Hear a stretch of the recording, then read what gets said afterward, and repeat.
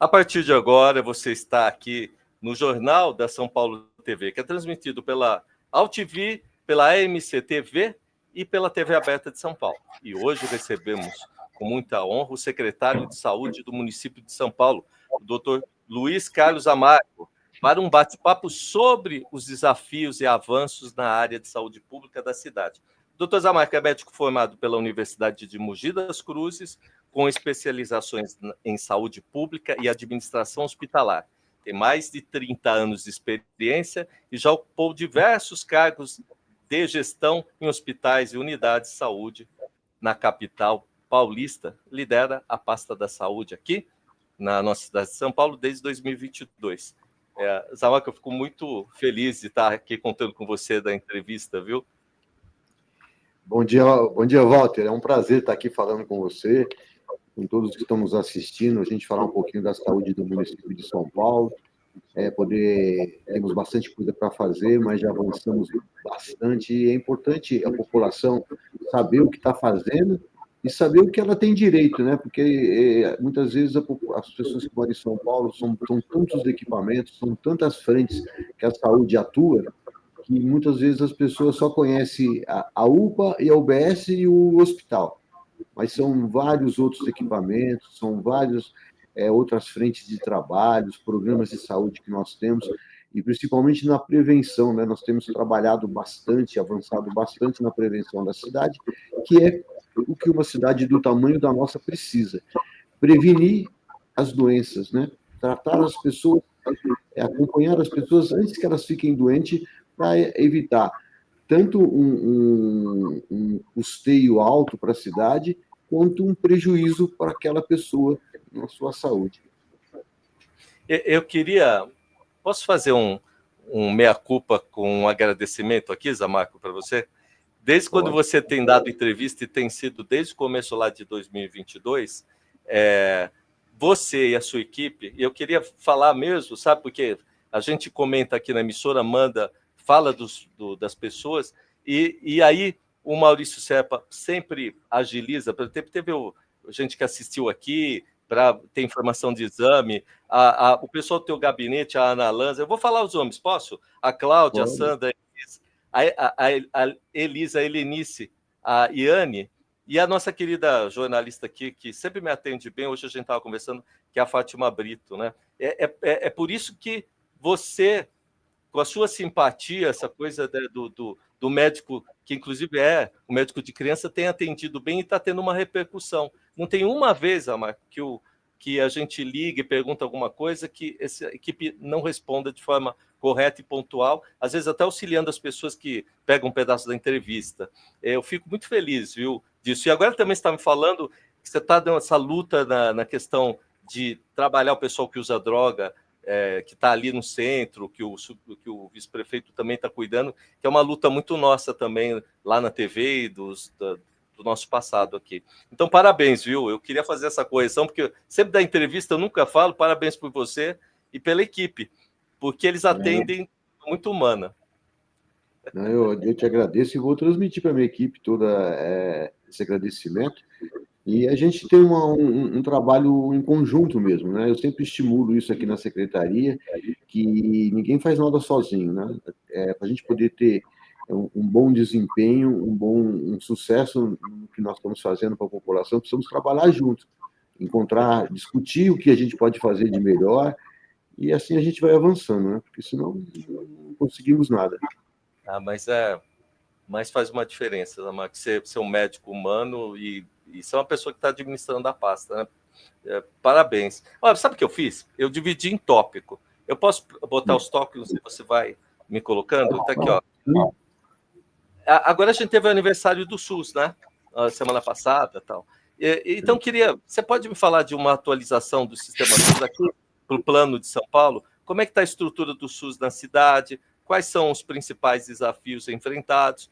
Se existem iniciativas para aprimorar o atendimento do SUS e reduzir as filas nos hospitais e, consequentemente, também nas UBSs. Então, vamos dividir assim, você vai tocando no assunto comigo? Tá, vamos falar um pouquinho aqui. A gente está completando 35 anos de SUS, né, esse ano. E é uma coisa importante que nós brasileiros, isso eu não estou nem falando de São Paulo, nós brasileiros, muitas vezes, criticamos demais o nosso sistema de saúde, no Brasil, em todas as regiões, mas esse é um dos sistemas que mais deu certo no mundo, né? E a gente já falou outras vezes, inclusive, acho que eu já falei até aqui em entrevista com você, sobre, durante a pandemia, o que o SUS foi importante para o nosso país, da dimensão que ele tem, da quantidade de pessoas que nós temos dentro do nosso país dependentes do SUS.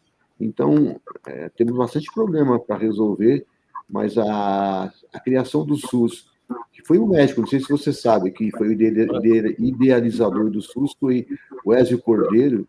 Ele era um médico sanitarista que começou esse processo. A gente discutimos o SUS na Constituição de 1988, e a lei foi promulgada depois em 1990, por isso que ele está completando 35 anos.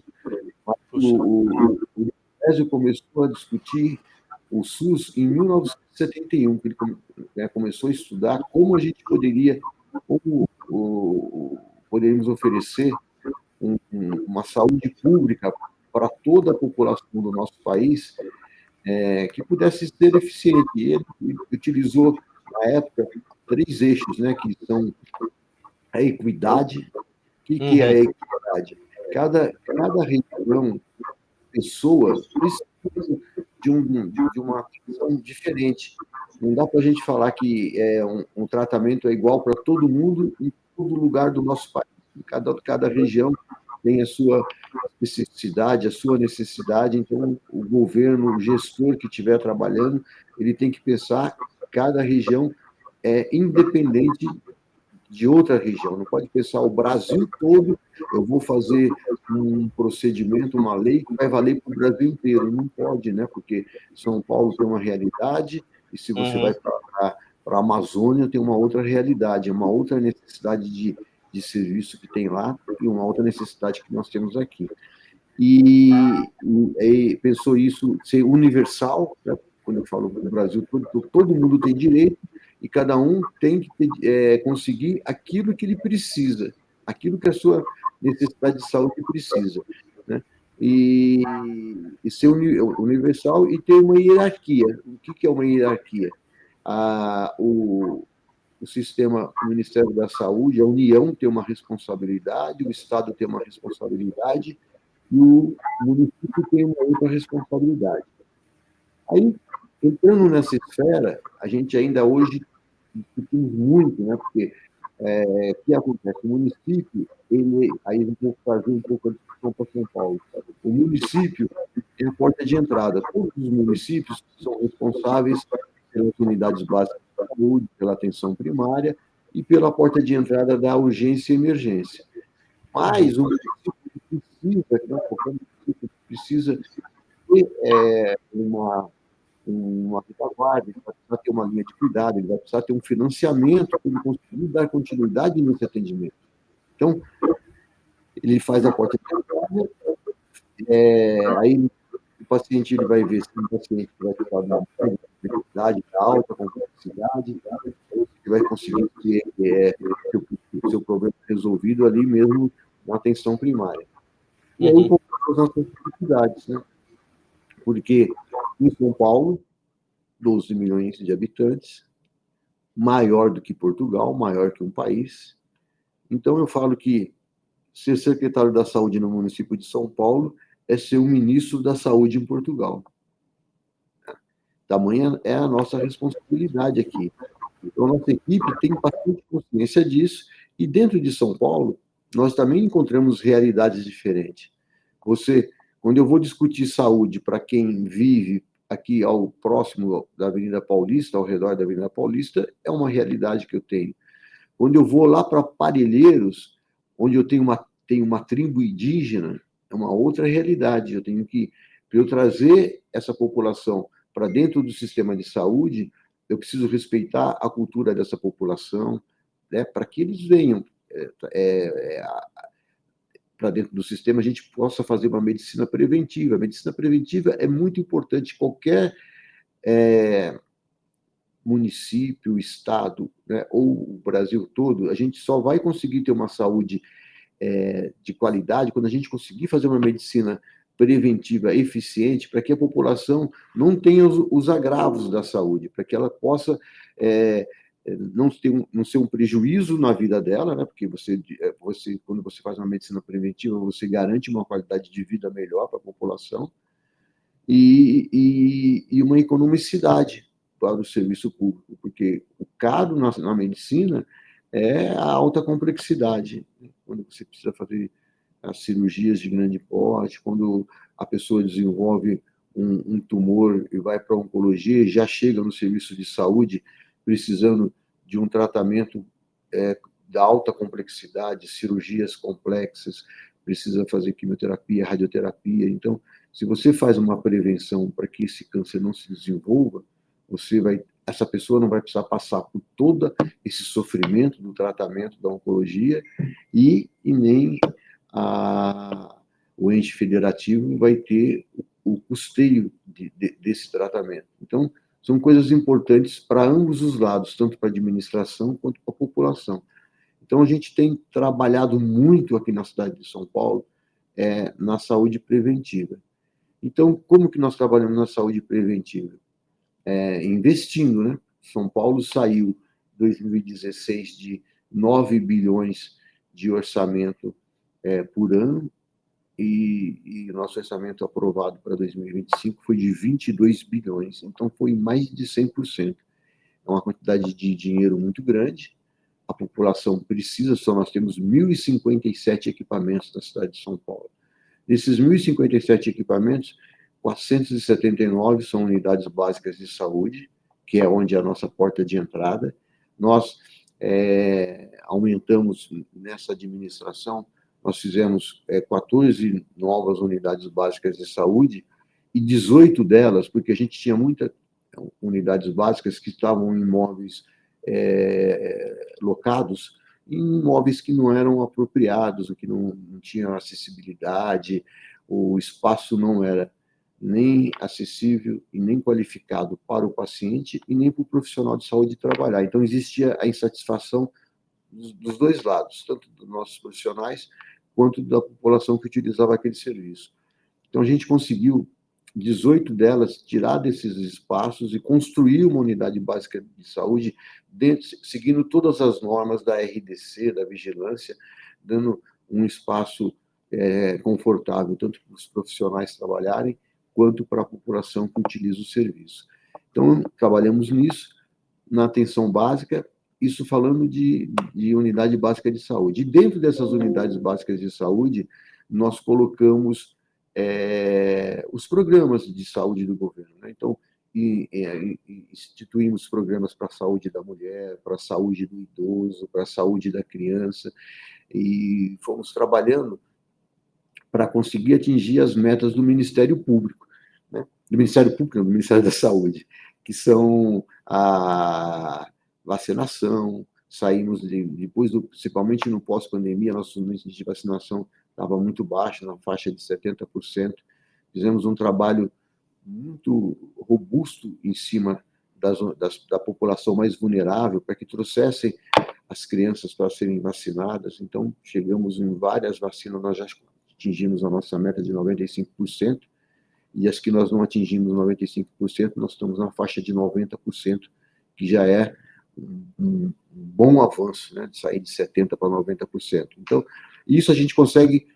A imprensa também ajudou muito a gente nesse aspecto, né, falando para a população, orientando a população para procurar a unidade básica de saúde.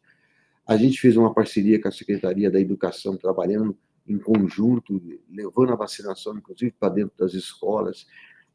Então, é um trabalho. O prefeito Ricardo Nunes, ele gosta muito que os secretários trabalhem em conjunto. Então, a gente conversa bastante, as diversas secretarias, conversa com a Secretaria da Subprefeitura para cuidar das regiões mais vulneráveis, da infraestrutura, evitar fazer manutenção de córrego, de calçada, para a gente poder evitar, no caso da dengue, criadouro de mosquito, no caso das calçadas, que a pessoa idosa tenha acessibilidade, não sofra acidentes. Fazemos, dentro das unidades básicas de saúde, criamos a população está envelhecendo, né? Então, hoje a nossa pirâmide, ela inverteu. O número de idosos, ele está crescendo cada vez mais. Em 2030, ele vai ser a população maior que a gente vai ter dentro da nossa cidade. Então, a gente está estruturando a cidade para isso. Dentro das unidades básicas de saúde, nós colocamos a sala do idoso, e a sala do idoso, ela é a porta de entrada para o idoso. Ali, a equipe faz um plano terapêutico para aquele idoso, né? Um plano que a gente chama de PTS, Plano Terapêutico Singular, que é um plano para cada idoso, e ele vai ver se as atividades que tem dentro da unidade básica de saúde, se ele é um idoso que está mais saudável, é mais de prevenção, a própria unidade de saúde absorve esse idoso para acompanhamento e tratamento, se for o caso. Se ele é um idoso com alguma vulnerabilidade, ele vai para a nossa URSS, que é uma unidade para acompanhar. Aí a gente tem o geriatra, tem o físio, o fono, enfim, para dar um acompanhamento para ele. E se ele for um idoso que ele está saudável, mas ele é vulnerável porque ele está muito sozinho, tem uma dificuldade, os filhos trabalham, não pode acompanhar esse idoso, ou muitos nem filho têm, tá? É só muito solitário mesmo. Aí nós temos o PAI, que é um programa nosso, que é o acompanhante do idoso, onde semanalmente, esse idoso ele não precisa do médico, ele precisa de um filho dele, né, que vá lá, que leve ele no médico, que leve ele para passear, que passe o dia lá com ele para conversar, fazer uma receita de bolo. A gente tem aí várias experiências, e é uma experiência bem sucedida, né? A gente teve aí já até, inclusive, uma matéria, que foi motivo de matéria nos jornais, onde fala sobre esse programa, e mostrando para a população que existe isso, né, que ela tem direito a isso, né? Não, mesmo que ele procurar uma unidade de saúde, ele vai ter essa possibilidade. Isso falando, tudo que eu estou te falando só de prevenção na atenção básica.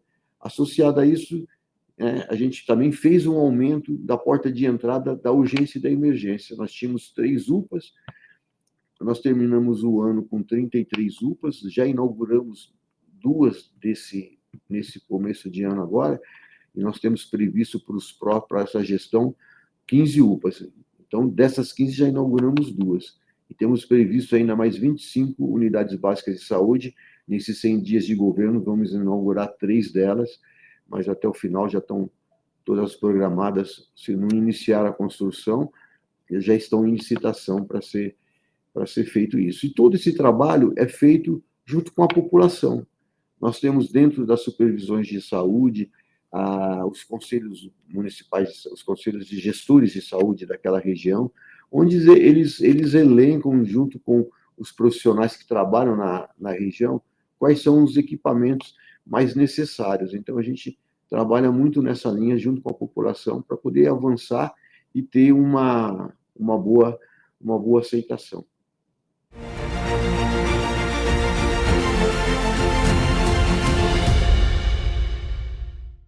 A Câmara dos Vereadores aprova as leis que melhoram a nossa cidade. E para isso, ela ouve cidadãos de todas as regiões. Agora, a Câmara vai estar ainda mais perto de você. Para conversar com a população, a Câmara na Rua vai levar uma estrutura completa aos bairros mais distantes. A ação é no dia 29 de março, no Céu São Miguel Luiz Melodia. Participe! Câmara Municipal de São Paulo.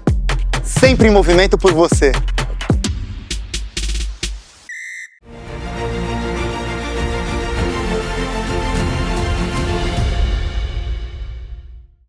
Você sabe que agora a gente está com esse combate à dengue, né? Sim. E a gente tem esse cenário, né? Porque, de repente, uma coisa que estava lá atrás veio aqui para perto, e tem essa coisa da mudança climática. Quer dizer, como é que está hoje aumentou os números, o cenário atual da dengue da cidade de São Paulo, como é que ele está enquadrado hoje? Quais são estão sendo as medidas adotadas? Tem aquele carro que eu vejo que passa nos bairros, né? Como é que a população, inclusive, pode colaborar para que isso não prolifere? Às vezes chega num lugar, tem água parada, né? Como é que está isso, Isamar? O que nós fizemos, né? O ano passado foi um ano crítico, né? Acho que todo mundo acompanhou, todo mundo viu a dificuldade que o Brasil inteiro teve. Em São Paulo, graças a Deus, a gente tinha recurso financeiro, então nós fomos pioneiros em várias ações, né? O ano passado o Brasil não conseguiu distribuir o inseticida para poder fazer a nebulização, que é esse carro que você está passando, mas São Paulo comprou esse inseticida e não deixou faltar na cidade de São Paulo.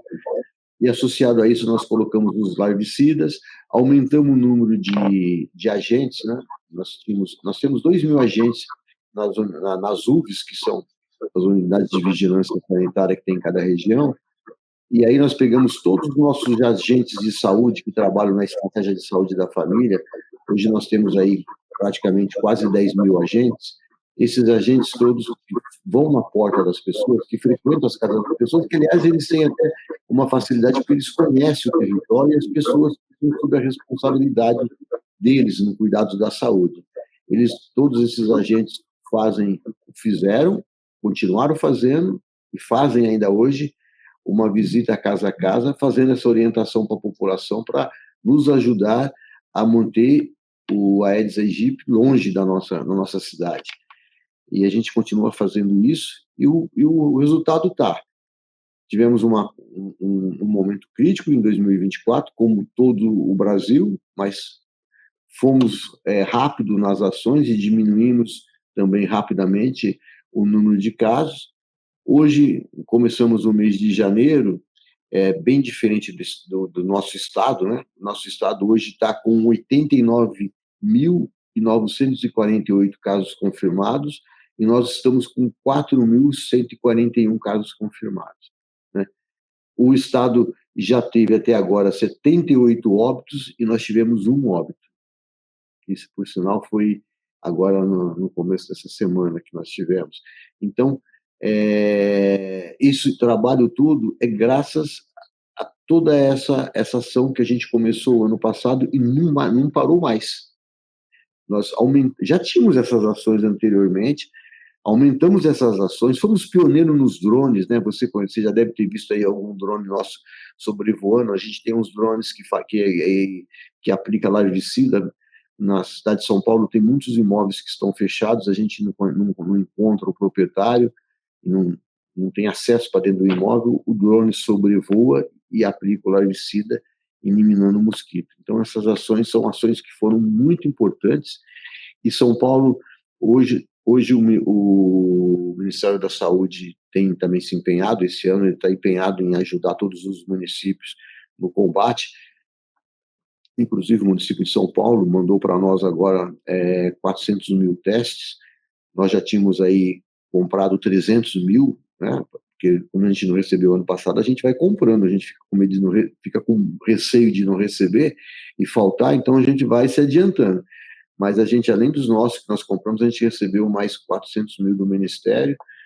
Temos incentivado a vacina da dengue, diferente do que acontece em várias cidades, você vê a imprensa notificando que tem cidades que, como estava com a vacina vencendo, ampliou o número a faixa etária para fazer a vacinação, para não perder as vacinas que tinham. Nós não conseguimos ampliar a faixa etária porque nossa população, apesar de não ser do jeito que nós queríamos, a gente tem ainda uma boa procura da faixa etária de 10 aos 14 anos para a vacinação da dengue. Nós recebemos 600 mil doses dessa vacina, nós já aplicamos 400 mil doses, então temos doses para vacinar toda a nossa população da faixa etária de 10 a 14 anos. Então, a gente continua fazendo ações, busca ativa. Pedimos agora no Ministério da Saúde, porque uma das ações que funciona bem no município de São Paulo, que a gente tem sido muito exitosa na vacinação, é a gente poder vacinar as crianças na escola. Porque os pais trabalham, muitas vezes eles não conseguem levar a criança durante a semana para fazer essas vacinas no serviço de saúde. Apesar que eu sempre falo que nós mantemos 80 amas UBS abertas nos sábados, às 19 horas, para que esses pais que trabalham de segunda a sexta-feira possam procurar uma dessas unidades para poder vacinar as crianças. Mas, mesmo assim, aqueles pais que têm dificuldade de ir no sábado, talvez trabalhem no sábado também, porque a gente tem muita população nossa trabalha no sábado, a gente vacina na escola. Só que o Ministério da Saúde, o PNI, o Plano Nacional de Imunização, não permite que façamos a vacina da dengue fora do posto de saúde. Então, eu mandei um ofício para o Ministério da Saúde, pedindo autorização para que eu possa fazer eu possa fazer a vacinação dentro das escolas da dengue, porque eu acho que aí a gente teria uma captação maior, né? Teríamos um resultado melhor da vacinação para todos os adolescentes. Porque adolescente sabe como é que é, né? Todos nós já fomos adolescentes. Então, o adolescente ele é um pouquinho distraído, ele está mais preocupado com a diversão, com a distração, e acaba não dando importância para isso. Se o pai trabalha, não consegue também cobrar isso dele, ele acaba não vacinando. Então, se a gente puder ir até a escola, poder fazer a vacinação lá, com certeza o resultado vai ser mais exitoso. Secretário, e como é que fica essa questão da ampliação daquela rede de urgência e emergência, né? Tem investimentos recentes que eles fizeram para melhorar essa situação? Tem uma previsão de inauguração de novas unidades? E como que essas expansões estão impactando no atendimento e reduzindo o tempo de espera? O que a gente fez na expansão, né? A gente fez uma expansão, como eu te falei, na urgência e emergência, na prevenção, e a gente tinha uma demanda reprimida de pacientes aguardando cirurgia na cidade de São Paulo. Aí, hoje, eu já fiz até um debate há poucos dias aí sobre esse assunto, que é o acidente de moto, e aí tem hoje aí uma conversa muito atual, né, que é o transporte de aplicativos para os motociclistas. E a gente tem enfrentado um problema sério na cidade de São Paulo. Nossos hospitais que fazem cirurgias, hospitais maiores, faz as grandes cirurgias, não conseguia atuar nessas filas de cirurgias de pacientes que estavam aguardando. E aí a gente fez os hospitais, nós tínhamos na cidade de São Paulo em 2016, 17 hospitais dias que funcionavam de segunda a sexta-feira, das 7 às 19 horas. Aí eu sou médico, né? Não consigo discutir bem com meus colegas médicos. Aí poxa, mas vocês não estão operando nada nesses hospitais. Vocês fazem só a cirurgia de anestesia local para tirar uma verruga, enfim, fazer uma drenagem de um abscesso. Isso é muito pouco. A gente podia fazer mais coisas nesses hospitais. Tem sala cirúrgica, tem sala de recuperação pós-anestésica. Não, Zomar, a gente não pode fazer cirurgia maior, porque uma cirurgia que ocupa a manhã toda, o paciente vai, às vezes, se estender para depois das 19 horas na recuperação anestésica, e aí a gente tem que fechar a unidade. Eu falei, então o problema é esse. Então nós vamos resolver esse problema. Vamos pegar esses hospitais, trabalhar 24 horas, de segunda a sexta, e vocês vão operar, se puderem operar. Foi uma das ações mais exitosas que nós já tivemos. Dos 17, hoje nós já transformamos 12 deles em 24 horas. Para fazer as cirurgias que eu preciso que eles façam, eu tive que fazer algumas adaptações. Esses outros 5 que eu não transformei é porque tem centro cirúrgico muito pequeno e não tem uma sala de recuperação anestésica ideal. Mas os maiores, que tinham sala de recuperação anestésicas, que tinham leito para que eu pudesse fazer uma pré-internação, que eu tinha anestesista para fazer as consultas pré-anestésicas, esses hospitais a gente transformou isso e no último ano a gente fez 203 mil cirurgias. De cirurgias que estavam aguardando. Essas cirurgias elas estariam paradas até hoje se nós não tivéssemos feito isso. Por que estariam paradas? Se a gente já tem um hospital que faz cirurgia. Só que nossos hospitais, se você for hoje lá nos nossos hospitais, agora, nesse exato momento, você vai ter mais de 40 pacientes só de acidente de moto. que é a cirurgia de emergência, ocupando as salas cirúrgicas. E aí esse paciente ele está num risco iminente, eu tenho que operar ele agora. Então eu não consigo tirar o paciente que está aguardando na fila. Isso hoje é um problema sério para nós na ortopedia, que no hospital que eu acabei de falar para você, que é esse hospital cirúrgico nosso, eu não consigo fazer cirurgia ortopédica, que são cirurgias de alta complexidade. Tem que fazer isso num hospital maior, que tem estrutura para alocar uma prótese, e às vezes uma cirurgia ortopédica, ela leva, algumas pode levar até o dia todo, né? São cirurgias grandes. E aí eu preciso de uma estrutura maior. Hoje, os ortopedistas estão tudo operando acidente de moto ou algum outro tipo de acidente. Eu não consigo colocar a cirurgia ortopédica. A minha demanda de cirurgia de ortopedia é uma demanda que eu ainda tenho muita dificuldade para resolver. Tanto é que um dos hospitais novos que nós inauguramos agora, eu deixei ele só fazendo cirurgia ortopédica, para atender essa demanda especificamente, que é o Hospital da Brasilândia. Ele já fez bastante, a gente inaugurou isso agora no segundo semestre, conseguimos fazer mais de 2.000 cirurgias ortopédicas lá, mas ainda é pouco, porque é uma demanda grande que está parada aí já faz muito tempo, que nunca ninguém olhou para ela, então a gente está aqui tentando fazer algumas parcerias para poder estar resolvendo isso, né? Aí,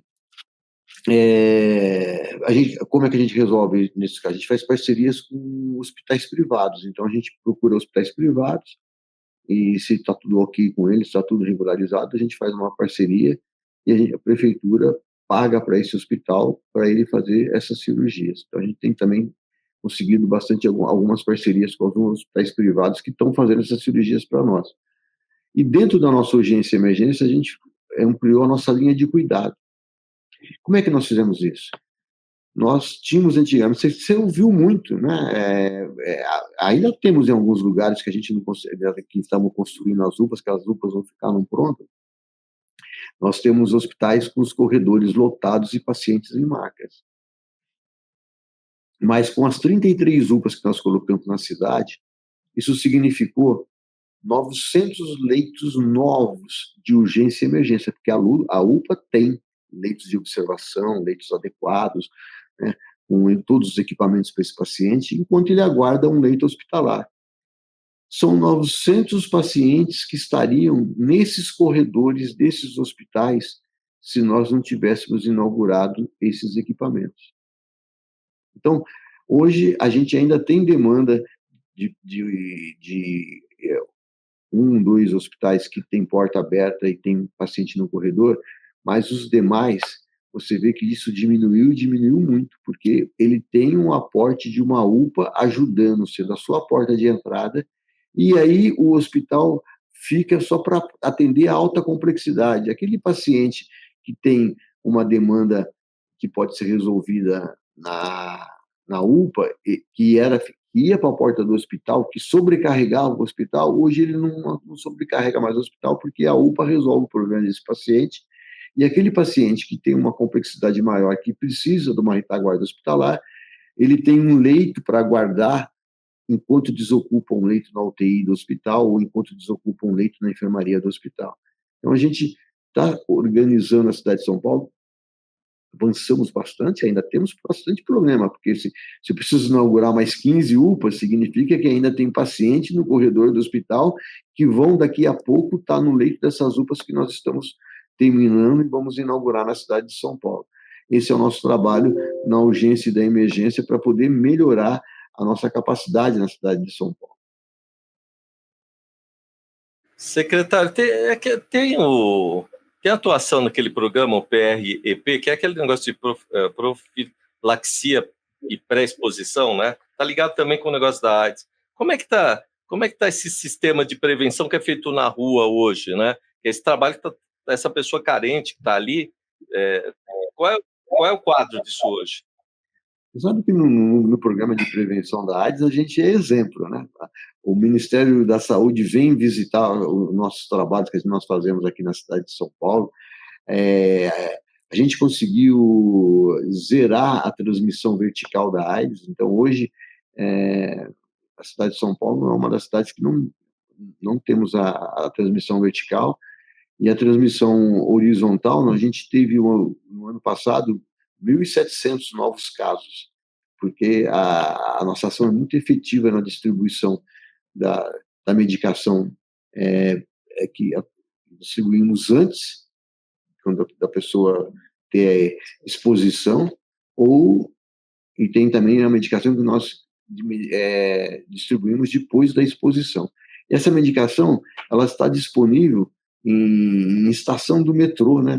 Então a gente colocou em estação, não são todas, nós temos 3 estações do metrô, essas de maior circulação de pessoas, onde tem a intersecção de linhas de metrô, e colocamos num horário de funcionamento no final do dia, das 6 às 22 horas, que é um lugar, a hora que as pessoas estão saindo para se divertir ou voltando de alguma diversão, que possa ter tido alguma dessas exposições, e aí elas possam ter acesso a essa medicação, né? E fora os preservativos, os métodos que a gente já distribui em tudo quanto é lugar, na porta das unidades básicas de saúde, e, enfim.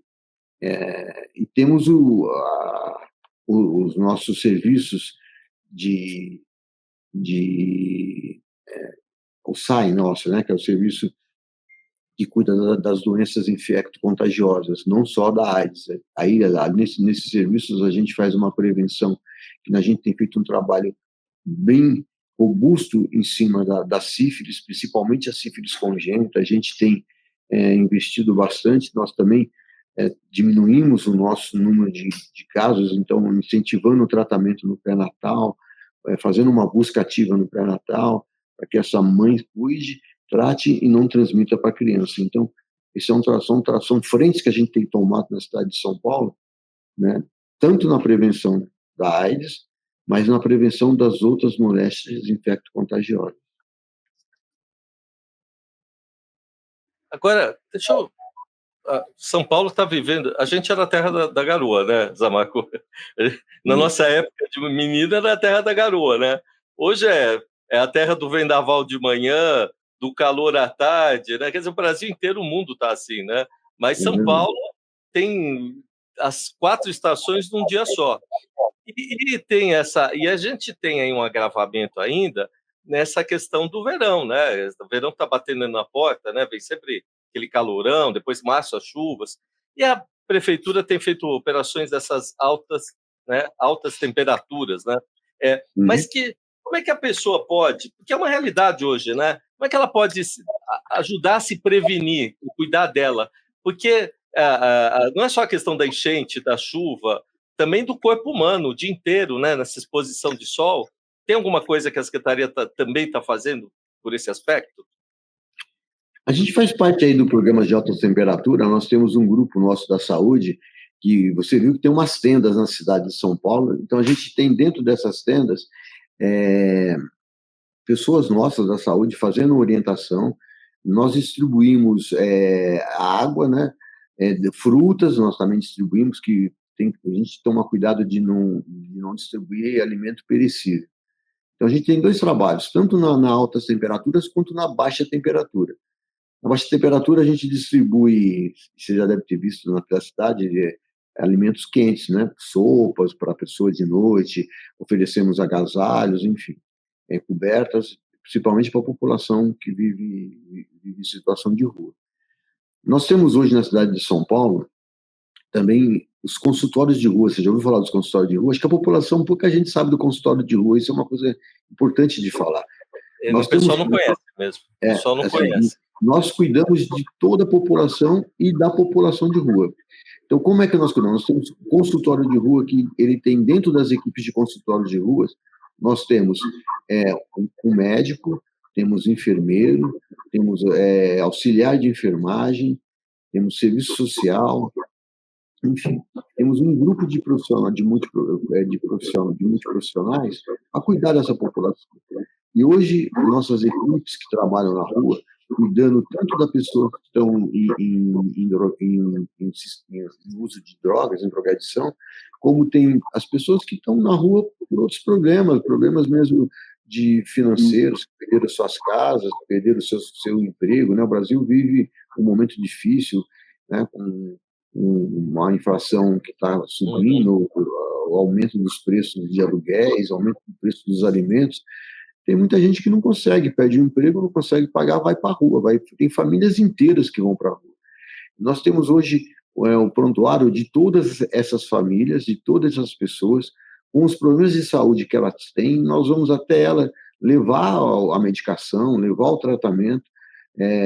Quando é algum caso mais sério, a gente traz para dentro do serviço de saúde para poder fazer assistência adequada. E nas altas temperaturas, a gente tem profissional que atua nessas barracas, inclusive até para os pets. A gente tem um trabalho, temos um trabalho para a saúde animal, né? E normalmente morador de rua sempre tem um animal de estimação junto com ele, então a gente tem lá uma distribuição, inclusive de alguns alimentos para os pets, a água para os pets e a água para os moradores, alguns alimentos à base de fruta para não ter problema de estragarem, e temos os profissionais de saúde que fazem já uma avaliação se ele não precisa de nenhum tratamento de saúde naquele momento.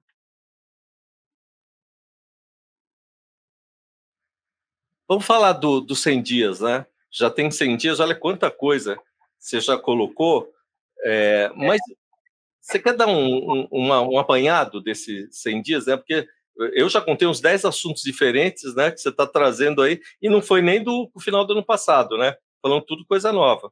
Mas tudo entendo, né? Então, nos 100 dias, o que nós fizemos? Né? A saúde se comprometeu com o prefeito. A gente, como eu falei, nós vamos entregar 15 UPAs. Então, nós nos comprometemos de entregar nesses 100 dias três delas. Eu já entreguei 2, só está faltando uma para eu completar a minha promessa dos 100 dias. As unidades básicas de saúde eu também vou entregar mais 3, que eu vou entregar agora no mês de março. Estão quase prontas, estou lá equipando essas unidades para poder entregar. Vou entregar um ser, aí na região do Campo Limpo, vou entregar um ser. Fiz um trabalho de mutirão para cirurgias. Eu te contei já que fizemos 203 mil cirurgias. Então, eu me comprometi de fazer nesses 100 dias mais 3 mil cirurgias, além daquelas que eu já estou fazendo rotineiramente dentro das unidades básicas. Né? Já comecei a fazer isso, já estou... eu acho que vou fazer até mais de 3 mil outras cirurgias, né? Porque o pessoal está tão motivado, empolgado com essa demanda das cirurgias em nossos hospitais dias, e lá é um lugar, um profissional de saúde, é um lugar bem gostoso de trabalhar e de fazer a cirurgia, porque não é aquela demanda que chega de urgência e emergência, é um paciente que já está aguardando, um paciente que ele fica feliz na hora que você chama ele para fazer a cirurgia, ele já fez todos os exames, ele está preparado para fazer aquela cirurgia, então a gente tem tido bastante sucesso, tanto por parte do paciente, que tem um problema nosso, às vezes, quando a gente conseguir fazer a cirurgia, a gente marca, a pessoa fala que vai, e no dia da cirurgia falta. Então, eu acabo perdendo a oportunidade de fazer cirurgia para alguma outra pessoa, porque aquela pessoa faltou naquele dia. Então, a gente fez um trabalho de motivação, tanto para a nossa equipe, quanto para a população, de não faltar no dia que a cirurgia for marcada. Então, a gente manda o WhatsApp para o celular da pessoa, lembrando, amanhã é o dia da sua cirurgia. Alguns casos que a pessoa não tem WhatsApp, a população até liga para a pessoa para lembrar ela para não faltar no procedimento. Aí estamos fazendo isso com a cirurgia e motivando, aumentando os nossos atendimentos, né, com isso. Então a gente trabalhou bastante nesse aspecto, ampliando o programa de atendimento para o idoso, pro que eu falei aqui já para você do pai, falei da USS. Então, com esses novos equipamentos que a gente está inaugurando, a gente consegue aumentar as equipes de estratégia de saúde da família, né? Consegue aumentar o número de atendimentos de urgência e emergência, né? E aumentar o número diminuir as nossas filas de cirurgias, de consultas e de exames. Para isso, a gente também está fazendo um trabalho grande com a telemedicina. Não sei se eu já falei para você em uma outra entrevista nossa, né? São Paulo, nós somos pioneiros na telemedicina, né? durante a pandemia, fomos nós que conseguimos a aprovação do CRM, porque o CRM ele não aprovava a consulta através da telemedicina. E durante a pandemia isso foi necessário, nós montamos toda uma estrutura na cidade, levamos para o CRM e conseguimos aprovação. E no pós-pandemia, a gente não parou de fazer isso, nós continuamos ampliando isso. Então, a gente, com a telemedicina agora, nós estamos diminuindo as filas, né, de dermatologia, consulta de psiquiatria, fazendo uma triagem, né? Lembra que eu te falei que eu estou fazendo filas de pacientes de cirurgia ortopédica no hospital ortopédico? Então, eu peguei, por exemplo, 10 mil pacientes que estavam aguardando nessa fila. Desses 10 mil, quando nós fizemos a triagem, utilizando chamando a pessoa, fazendo consulta por telemedicina, nós saímos de 10 mil para 1.700 que precisavam fazer cirurgia. Os outros 8.300, ou eles já tinham feito as cirurgias em algum outro hospital, que não foi do município, foi o hospital do estado, ou tinha feito por recursos próprios, né? Enfim, tinha tomado não precisava mais fazer cirurgia. Então, inclusive para você poder, a telemedicina tem nos ajudado a você verificar qual é a real demanda que a cidade de São Paulo precisa, que está aguardando e que eu tenho que criar mecanismo para resolver. Isso é interessantíssimo. Eu ia te perguntar, né, se nesse relatório, né, você tem as demandas maiores, né? Hoje está em quê? É o idoso, é a criança? Qual é o atendimento mais prioritário que tem hoje, Zamarco? Nossas prioridades hoje, como você falou, é o idoso, eu também te falei no início, por isso que a gente tem ampliado o serviço para atendimento do idoso, né? A criança, a gente consegue hoje ter uma boa qualidade de saúde na criança, porque a gente tem um programa de saúde na escola, cada unidade básica de saúde tem 6 escolas sob a responsabilidade dela, então ela cuida da saúde dessas crianças. Então, hoje, se você vai procurar nossos hospitais, quando a gente está estruturando, inclusive eu estou fazendo uma reestruturação, vou falar daqui a pouquinho para você, dos hospitais da cidade de São Paulo, aumentando o número de leitos. Nessa reestruturação, a gente precisa de leito de clínica médica para cuidar do idoso. O leito de pediatria são leitos que a gente utiliza leito de pediatria só no período sazonal, que é mais ou menos aqui entre abril e julho, que começa a entrar o inverno e tem o vírus sincicial circulando, e a gente tem um problema de doenças respiratórias. Mas as crianças que precisam de internação, elas às vezes não precisam de uma enfermaria, precisam de uma internação numa UTI, de suporte ventilatório, inclusive. Então, nós aumentamos o número de vagas de UTI pediátrica, diminuímos o número de vagas de enfermaria de pediatria, porque eles estavam todos ociosos, aumentamos o número de vagas de cirurgia e de vagas de pacientes de clínica médica e leitos de UTI, adulto, que são a nossa maior demanda hoje. Então, a gente vai trabalhar a demanda do jeito que eu estou explicando. Essa demanda hoje, com a idade da população, com o aumento da expectativa de vida, né? Porque a gente melhora a qualidade de saúde, melhora a qualidade de vida na cidade de São Paulo, você vai aumentar a expectativa de vida, e aí essas pessoas vão envelhecer e a gente vai precisar de leito para as pessoas idosas. Só para a gente estar chegando no finalzinho, queria te fazer uma pergunta que às vezes parece meio óbvia, né? Mas, assim, em que aspecto a população poderia ajudar nessas campanhas? Porque, como você falou, por exemplo, marcou o dia da operação, não vai, né? E eu noto, agora, eu como jornalista, né, depois de um tempo, notei que às vezes as demandas, a pessoa não tem paciência, né? Não sabe que entra primeiro na UBS, faz o pedido, ou faz o pedido errado, né? Manda documentação errada, enfim, não vai no dia para o exame, sai depois que entrou, né? Ela entrou, fez o cadastro, passou pela triagem, ela vai embora e fica brava. Em que aspecto a população podia auxiliar, ou que campanha talvez a prefeitura, o Estado, a saúde federal podem estar aí precisando da participação da população para que ande melhor? A gente tem feito já isso. Nas nossas unidades básicas de saúde, a gente colocou uma coisa para poder mostrar para a população o quanto é importante a participação dela nesse processo. Então, nós temos um banner com faltômetro, né? As pessoas que faltaram em consulta. Então, você vê, olha que isso tem funcionado bem. Então, aí a gente utiliza os conselheiros de gestores das unidades básicas de saúde, porque eles estão dentro daquele bairro, para que eles façam a divulgação com a população, mostrem a importância.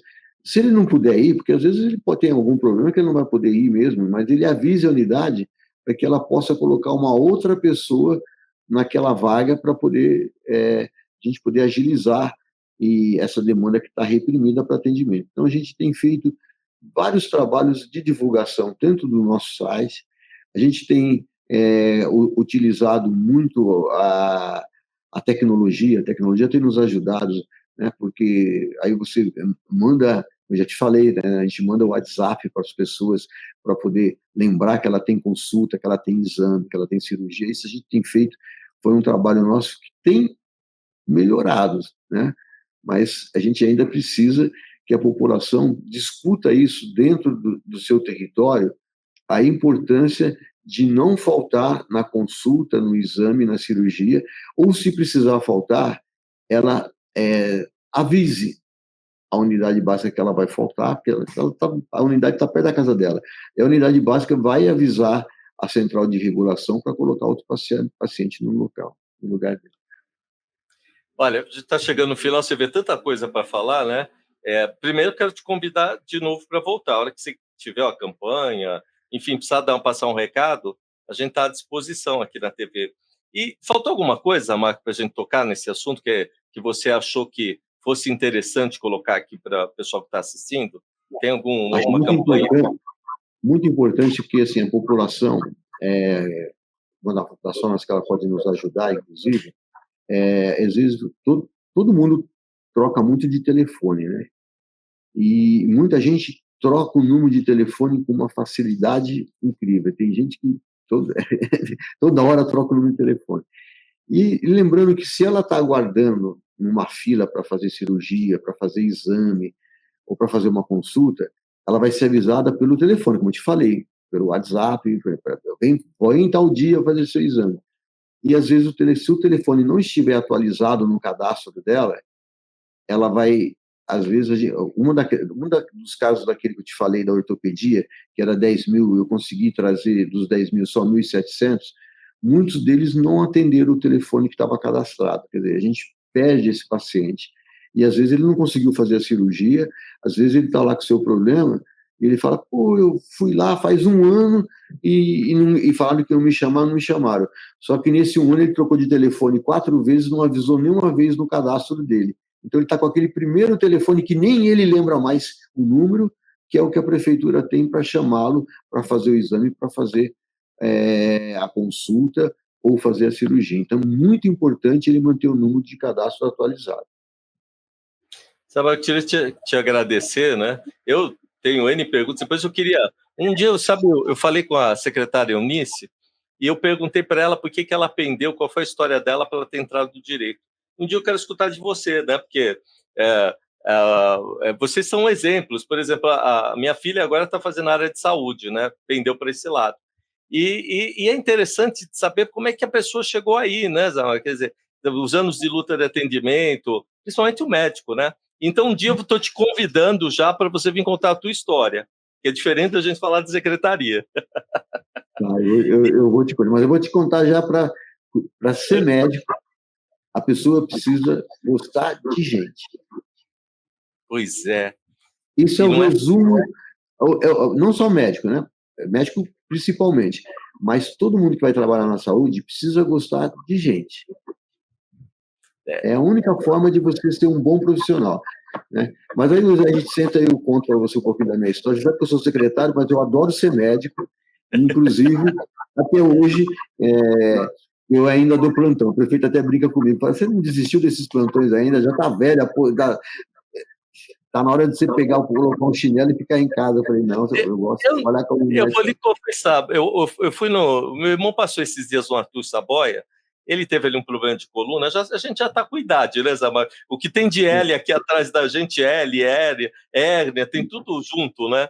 E aí eu estava lá conversando, tal, quietinho com ele sentado, aí veio um sujeito, que acho que é um enfermeiro, e falou assim, 2 coisas, doutor Pato, foi assim mesmo.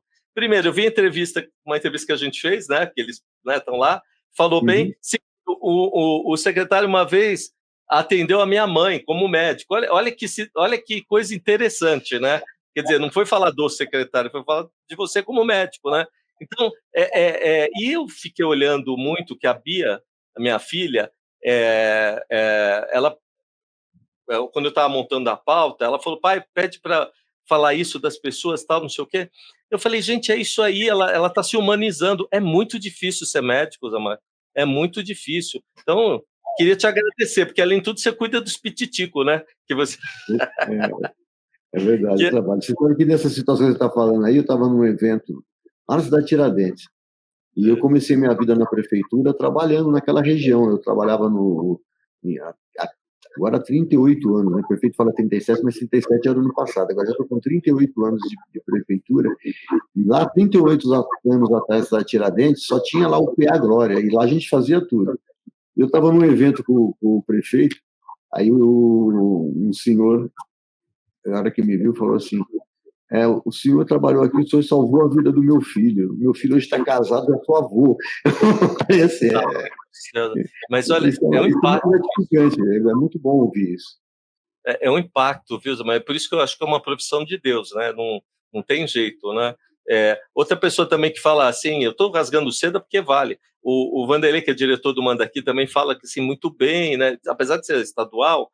Então, assim, todo mundo que a gente encontra tem falado o jeito seu de tratar, a gente percebe nas entrevistas, porque isso é um reflexo muito de perto, o conhecimento, a forma como é que você trata, o jeito que você coloca os assuntos, não só aqui na emissora como nas outras. Por isso que eu te convido um dia para vir falar como é que foi essa jornada, porque, por exemplo, hoje eu não podia nunca esperar que a minha filha quisesse para a área de saúde, né? A minha outra área, né? Mas esse tipo de exemplo incentiva o pessoal. Quero te agradecer bastante. A gente já está até estourando o horário. Zamarco, eu vou fazer um negócio diferente. Vou deixar você fechar o programa, tá? Você fecha o programa, passa o seu recado e tudo bem. E está convidado de novo para voltar aqui na TV. Vai lá, então. Ô, Walter, eu quero te agradecer a oportunidade da gente conversar um pouquinho da saúde de São Paulo. Como eu te falei no início, é uma das oportunidades para a gente explicar para a população o que tem no município de São Paulo. A gente ainda falou aqui, já falamos, a gente não conseguiu até falar tudo, né? A gente falou da UPA, falou da UBS, falou do PAI, falou da USP. Mas São Paulo tem vários equipamentos novos que nós criamos, pioneiros na nossa gestão. Por exemplo, o Centro de Referência da Dor, que é um equipamento para quem utiliza aprovado, se a população tem uma dor crônica, vai até a nossa UBS, se for indicado a UBS, vai encaminhar para o nosso centro de dor crônica. Nós temos o CAPS, a saúde mental, depois da pandemia, teve bastante problema de saúde mental, a TEA, que tem aumentado muito, a gente tem investido no TEA, temos ainda uma demanda reprimida, mas o prefeito tem colocado bastante recursos para a gente poder atender essa população. Então, eu quero dizer para a população da cidade de São Paulo que nos assiste, e conheça o serviço de saúde que você tem direito. A gente cresceu muito, fizemos muita coisa, precisamos ainda fazer bastante coisa, que a cidade de São Paulo é muito grande, e vamos fazer com a ajuda da população, participando ativamente dentro das unidades onde ela frequenta e dentro do território onde ela reside, trazendo quais são as maiores necessidades, a gente vai colocando isso dentro do nosso orçamento, aprovando na Câmara e atendendo todas essas demandas. Marco, tchau, gente.